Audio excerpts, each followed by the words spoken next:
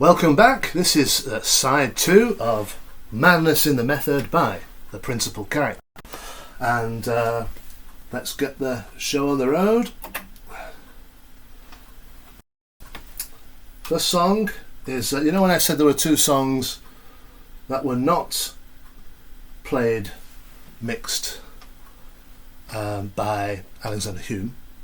This is the second of the 2 that are by Gavin Lloyd Wilson of Spurious Transients fame.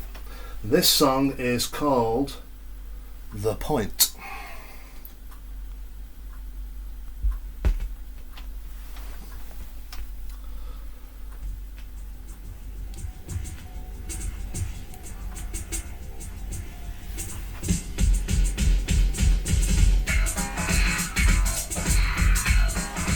It's got that metallic krautrock sound that Gavin's so famous for. Singularity explodes.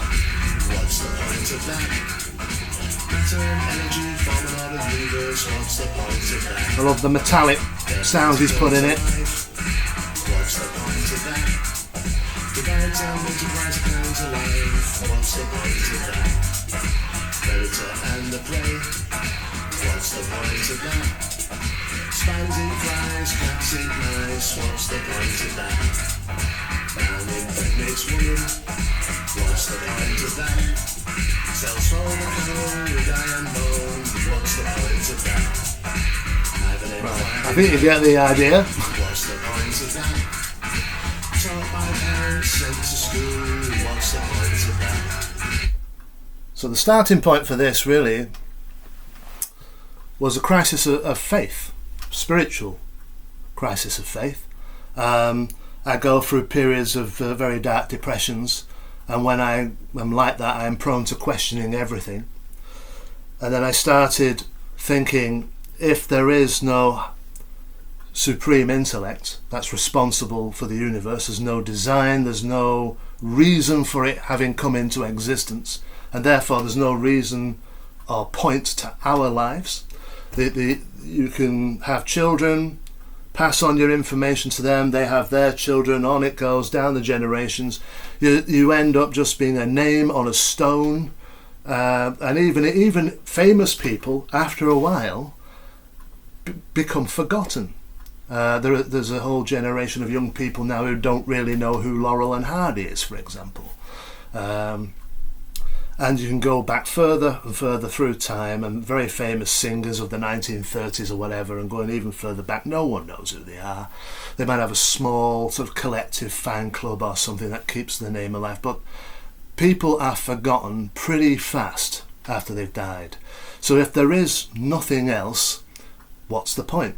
So then I started to look at YouTube videos, never a good idea when you're depressed, and I was looking at people who felt the way I did at that time, and they were talking about existential crisis, there's no meaning in their lives, suicidal thoughts, and then beyond existentialism is nihilism, where you conclude that there is no point to life, so you might as well just do as you like. It doesn't matter how you treat people, it doesn't matter what you do, as long as you have a good time.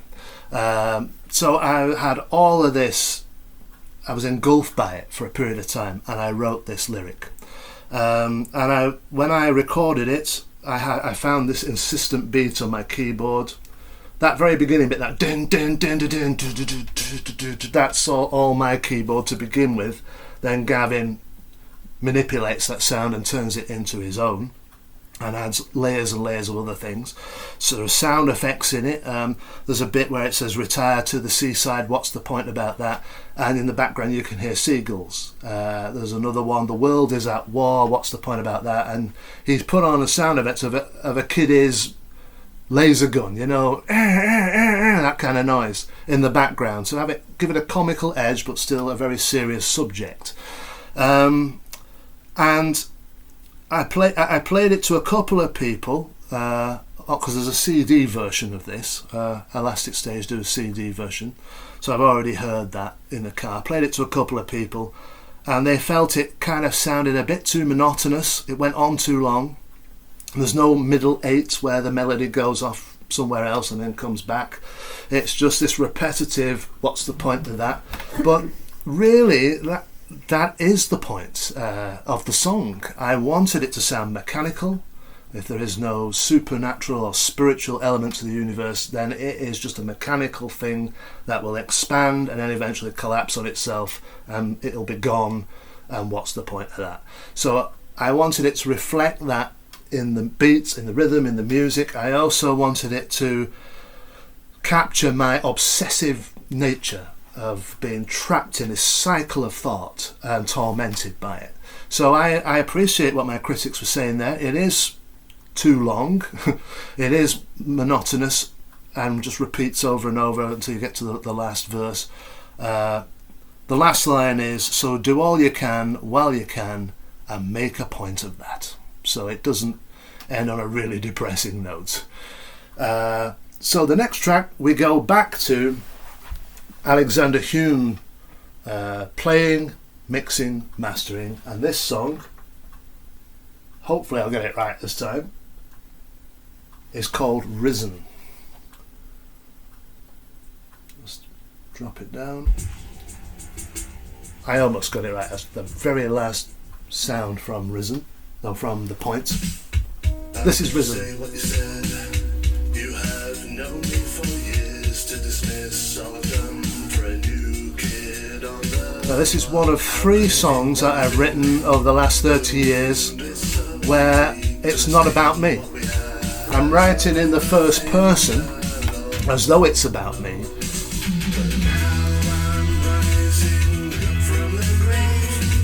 But it's actually written from the perspective of an associate of mine. I barely know him. I can't really call him a friend as such. I don't think he sees me as a friend. I met him once and a couple of conversations via email and what have you. And he related this story of someone very close to him who betrayed him in a way that really cut him to the heart. It really did his head in, actually. And when he challenged him on it, someone had told him this thing that happened. When he challenged the person about it, he just was met with complete point-blank denial. So that made it worse. And it then became more problematic because they had mutual friends on either side who were associated with both of them. They were affected. And the end result was that everybody drifted away from my associate, and in the end he was completely on his own. Yeah, and it was pretty bad for him. So the chorus of the song, I'm rising up from the grave, the testament is saved, the phoenix rising up from the flames. The sentiment of the song is, I went through this terrible period, it was absolutely awful, it nearly destroyed me. But now I'm back, and I wanted something different for the record. We've been through some quite heavy stuff, we've been through some thoughtful things, we've been through some silly things, we've been through some funny things and some heartwarming things and philosophical things. So at this point I thought I need something a bit more level. So I thought, why not write a track about someone else's experience, just as an exercise. I'm really glad with how this turned out. It's a really good song. I played it to my wife. I said, what do you think of this? And she said, well, people will put their own interpretation on it, first of all, as they do with all songs, and they will probably think it's something about you. So that's interesting, that if somebody just heard it straight without listening to me give the game away on here, they would just think, oh, that's something that happened to him, that's how I wanted it to come across. So it sounds autobiographical, but it isn't. It's not about me at all. So the next one, this is an interesting one. I'll let it play, but this is quite downbeat. I sent the files over to Alex, and he said, I think they should have strings and banjo on it. and he transformed it into this beautiful song. I'm very pleased with it. It's called Coronadale. So I'll just drop the needle. So deep you ruined my life. That's the back end of Risen. I love those electronic sounds that Alex put on there at the end. Really adds to it. So this is Coronadale.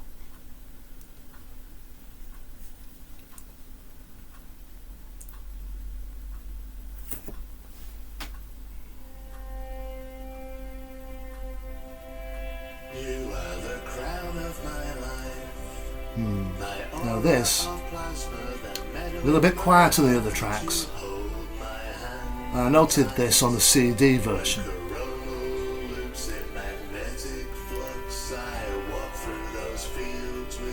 Love the violin on it. So I've had Alex remaster this.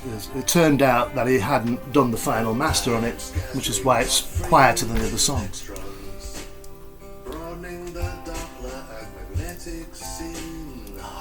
Some scientific terms in the lyrics. Broadening the Doppler. What does that mean? Coronal loops in magnetic flux. What does that mean? I can tell you now, I have no idea. I'll give you the story behind that in a minute. Can you hear the banjo?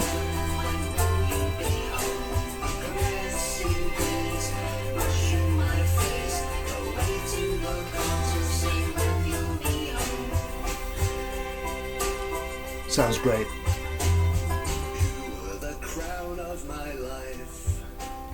Okay, so the backstory for this one.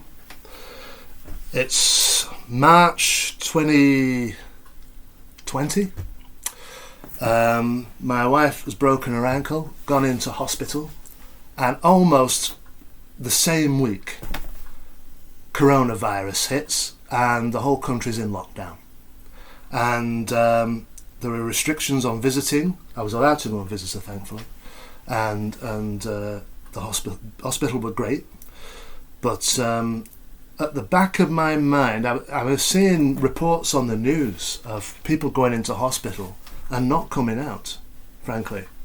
And they'd go in with coronavirus and then die of complications, or they'd go in with something that's completely unrelated, get coronavirus and pass away. And real heartbreaking stories. I remember one about a 10-year-old boy who was really bad.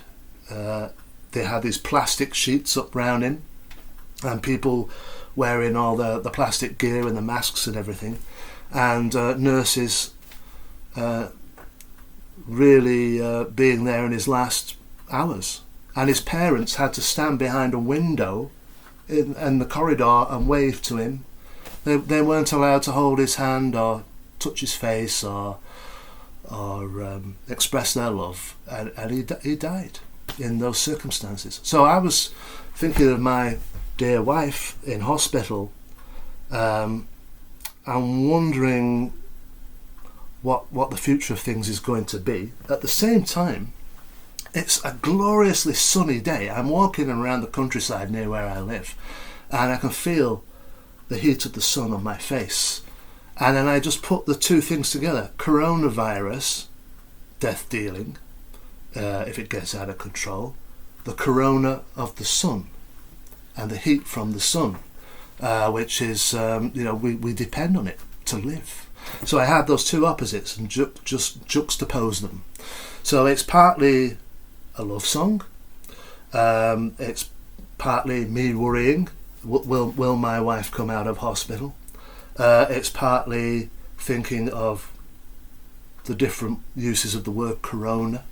So I googled the word corona, found a website all about the sun, and got all this scientific jargon. I just went over it with a highlighter pen, different words that were interesting. So the phrase coronal loops on magnetic flux are weighting those fields for you. I've no idea what the scientific terminology means, but it's very poetic.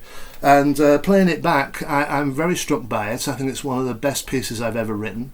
It puts me in mind of Take This Waltz by Leonard Cohen, where he talks about take this waltz, it's yours now, it's all that there is. So it has that finality about it, sentiments of death, but also romantic. So I think in terms of being serious about songwriting, this is probably the best track on the record. Following that, I wanted whatever followed to be upbeat, cheerful, and we'd had on side one Annabelle Blue Eyes, which was a very light, fluffy. I can't even call it a love song really. It's just a very pleasant song, and I wanted something like that for side two, and this is what ended up on side two. It's called Rena in Red. We'll play a bit for you and then give you a bit of background.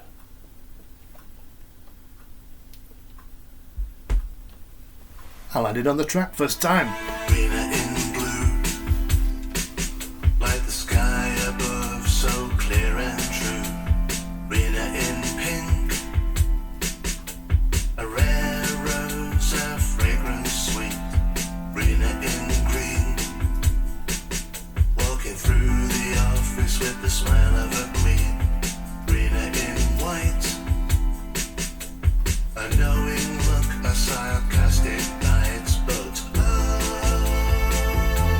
Love these effects that Alex has put on my voice here. Rena in red, red flower in her hair, red band on her head.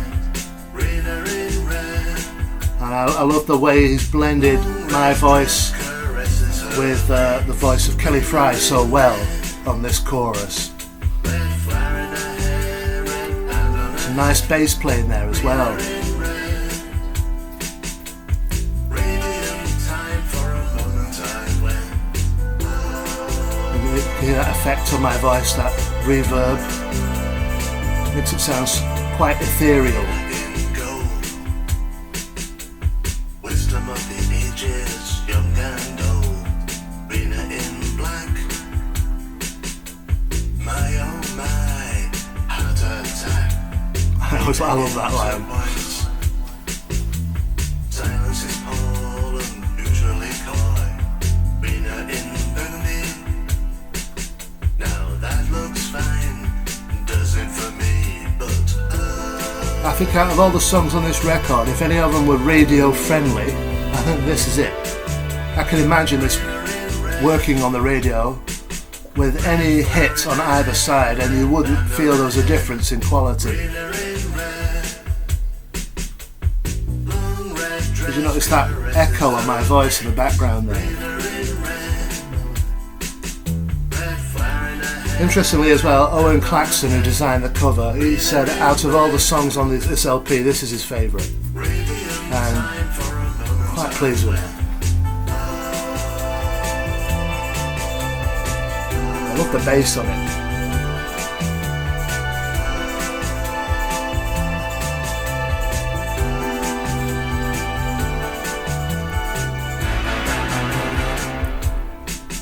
It's perfect.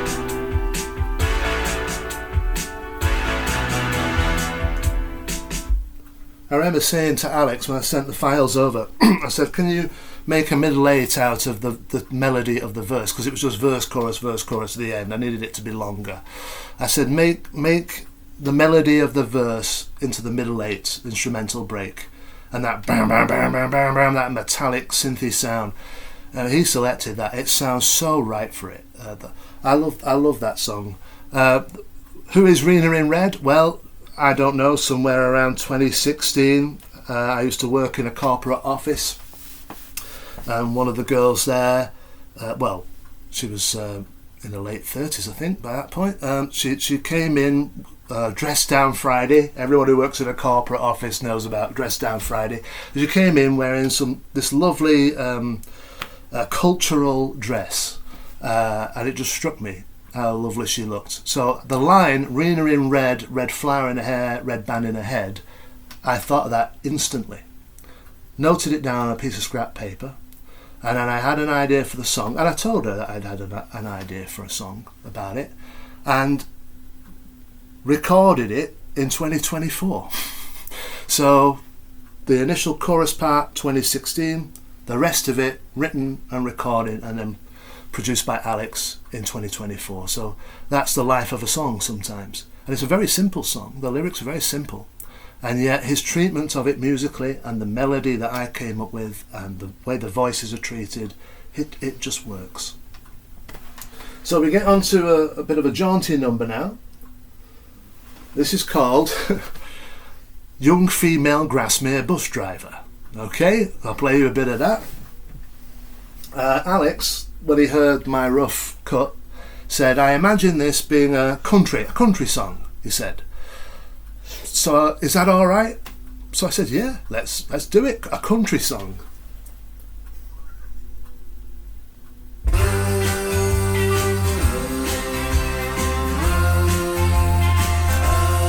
I've landed halfway through the vocal there, so we're going into verse 2 now. Grasmere girl, bus driver, unfazed by the road and carrying the load. A double-decker too, and that's no joke. Steering the wheel and waving a poke, like she's done it all her days.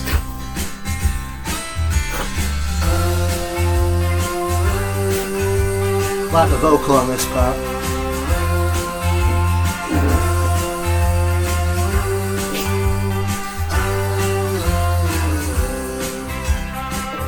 It's only 2 minutes long, and it repeats the same 2 verses and then it's over. So what is that about? Well, I think it kind of speaks for itself, really. Grasmere in the Lake District, and my wife and I are going to Windermere on Bowness, yeah, which is the next town down, I think, or I can't remember if Ambleside comes next or Windermere, but we're on the bus. It's a double-decker, and there's this girl at the wheel, and she struck me as being like about 18 or something, 18, 19, 20, that thereabouts, with a ponytail. And she's going, you all right, love, where you going, what happened? And I'm paying the fee, and I'm thinking, she sounds like she's in her mid-50s, this girl. And then she's driving this double-decker bus. I mean, the largest thing I've ever driven is a transit van. I was nervous doing that.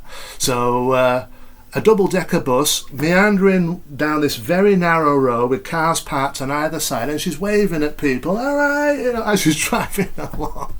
And it just struck me how confident she was and how she was older than her years, So I wrote the lyric soon after, then recorded a rough version, sent it to Alex. It comes back sounding like a country song. And I really like the sentiment of that track. I really like it's like a little diary entry or a window on a moment that you want to capture. A friend of mine, when he heard it, said, this sounds like something out of Postman Pat. I can't deny that it does. Or Trumpton. I can imagine Brian Cant singing this one. If you're old enough to know who Brian Cant is, then you know what I mean. So the last one, if you didn't think that was funny, Young Female Grasmere Bus Driver, wait till you hear Harold Bishop's Neck. This is the last full song on the record. It's partially about self-loathing as a young man and partially about self-confidence as a middle-aged man. And it references a character from the Australian soap opera Neighbours. If you're familiar with it from the late 80s and early 90s, you'll know who Harold Bishop was, played by the actor Ian Smith. And, well, the song will explain the rest, I think. Let's get it going. No, wrong one. Let's go back one. Is this the right one? Helps if you can see what you're doing, doesn't it? No, that's not the right one. Back one more. I'm so desperate not to land on Grasmere Bus Driver again. I keep landing on the wrong track. I think I'm losing it now, folks.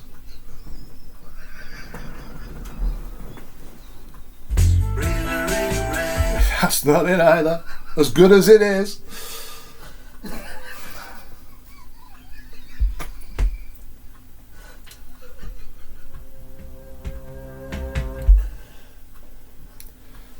Do you know why I'm getting it wrong?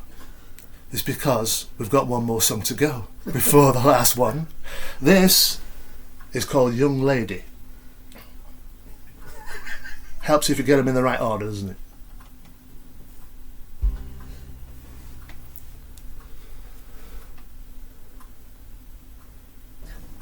Now this might make you laugh as well, I'm afraid. It's not meant to, but it probably will. Young lady, I'm struck by you, but not like that, as I'm old enough to be your dad. Young lady, you are beautiful, but I wish you wouldn't dye your hair or bleach it white. Young lady, don't look at me like that, don't talk in my heart, don't shoot me a smile. Young lady, don't look at me like that, you're not old enough to be your dad. Young lady, your blue eyes are stunning with your natural hair under layers of product. We all know this one, especially if you're my age and male. Two things this song is about. One, young women who are naturally beautiful, who are stunners. You know, you look at them and you think, man, you are stunning. Their eyes, their complexion, their hair colour, the whole thing. And then they pile on tons of peroxide, extend their eyelashes, plaster their face with paint, and end up looking like they're made of rubber. You know, it's heartbreaking to see someone who is a naturally stunning woman turn herself into a shop window mannequin because she thinks she looks more beautiful that way. So that's one aspect. The other aspect, the chorus, young lady, don't look at me like that because you know I'm old enough to be your dad. I think middle-aged men all over the place know this feeling of where a young woman who's discovering her sexuality and she's discovering her womanhood is noticing the effect that she has on men, and she's not just trying it out on lads of her own age, she's trying it out on everybody. And then you get middle-aged men who fall for it and then end up making a fool of themselves because the girl then goes, he won't leave me alone, etc., etc. And I'm not accusing anybody, because the men act on their own volition, but they are being goaded and they are being led by this particular kind of young lady, and that's what the song is about.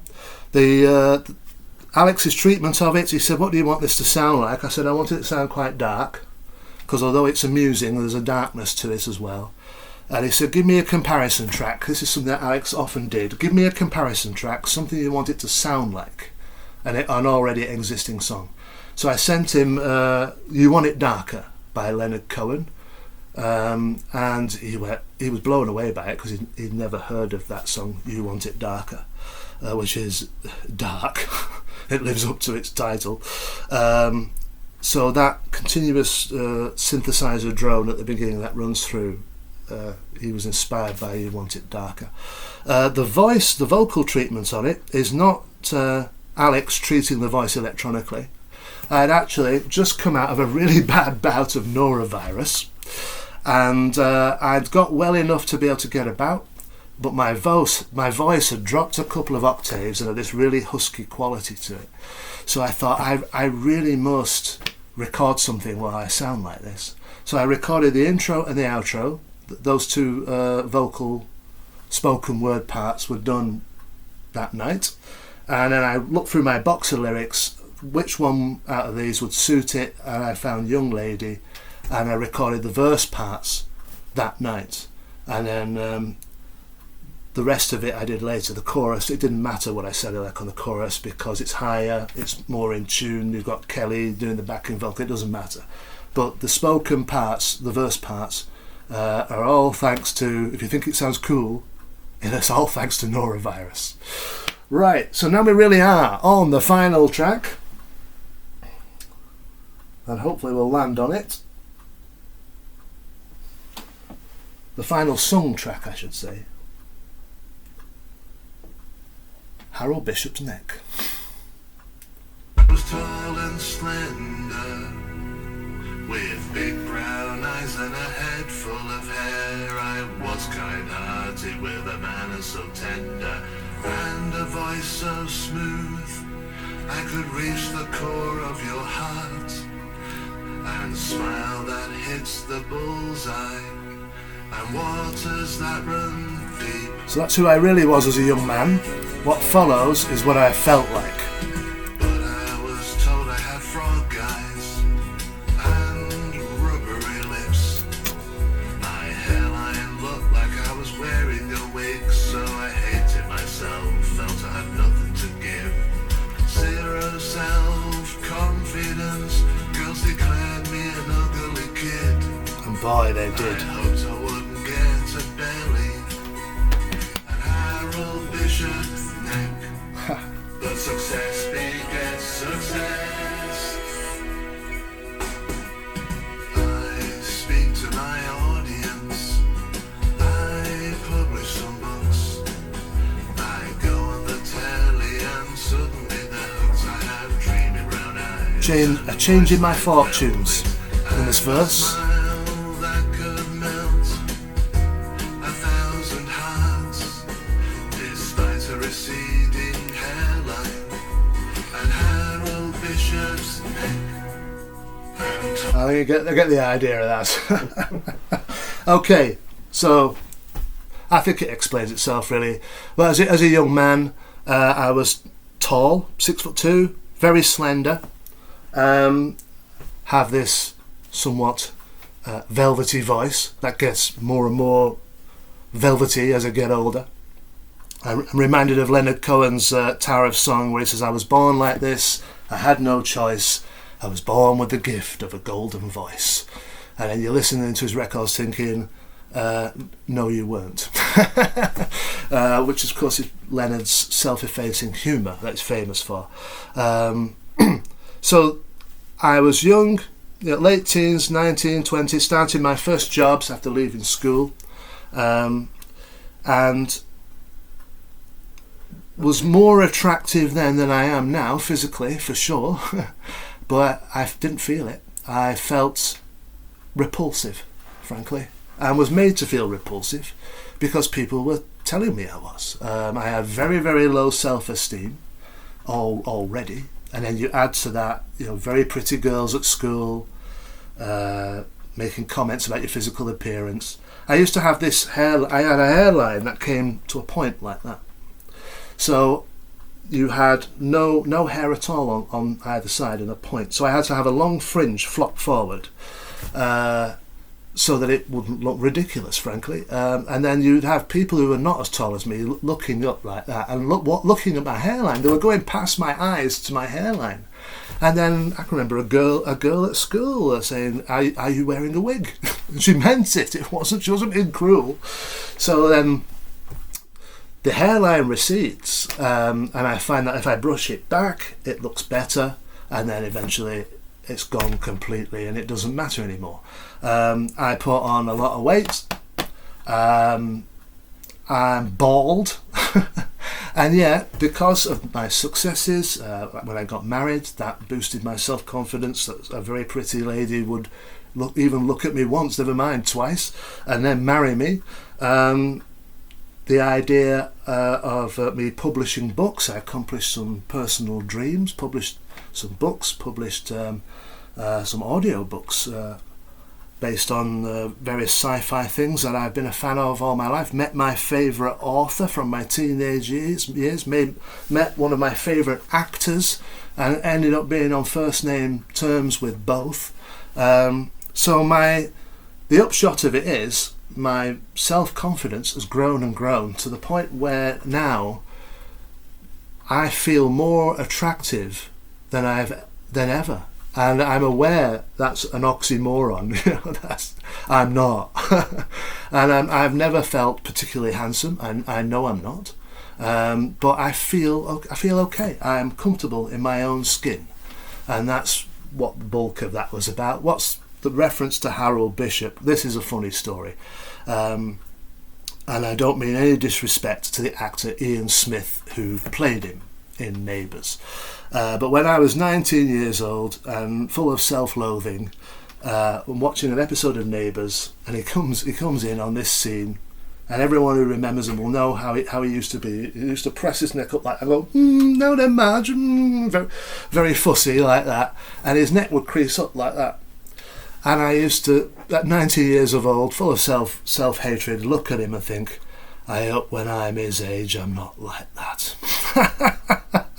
I hope I don't have my belly hanging over my belt and a neck that creases up. Well, here we are, middle-aged folks. I've got a bigger belly than Harold Bishop ever had hanging over my belt, and my neck is even worse. So it serves me right. But in spite of being like Harold Bishop, or worse than Harold Bishop, I am now more happy in my skin and with myself than I've ever been. And I wanted to end the record on that note. And if people have a giggle all along the way, fine, I'm not bothered, because I feel fine, folks. So let's get on to the last one, which is the outro. Principal character, the outro. Let's hope I can land on this. This is almost identical to the intro. So don't hide. No. Bit more. Bang on. So there's our samples again. An orchestral snippet played backwards. So now we have the same melody that I played on the synth strings, but Paddy Johnson, the guitarist, plays the melody instead of me. So you have him doing the bass line and the melody part too.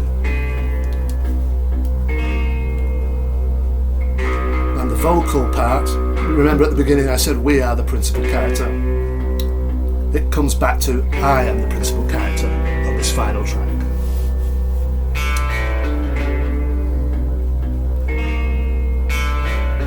Some great playing there from Paddy. The principal character in the story of my own life.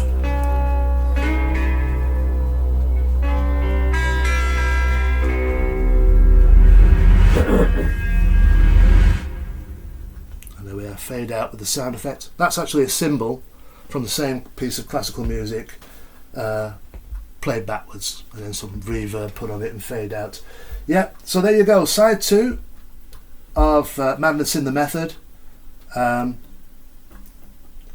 Principal Character. I think as a complete package it works very well. I think the title of the album sums it up, Madness in the Method.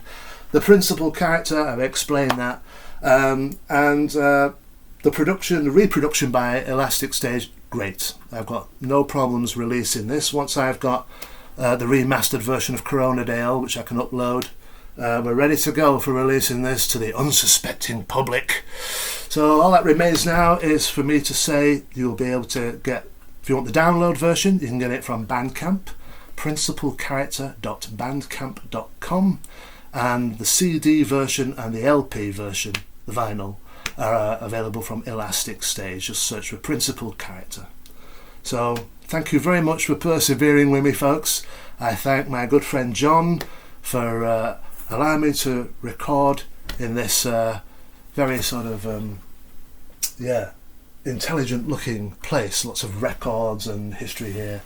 All looks good, suits the occasion. And I thank my good friend Dave for supplying me with endless cups of coffee while I keep my voice lubricated for this presentation. Thanks very much, friends. See you soon.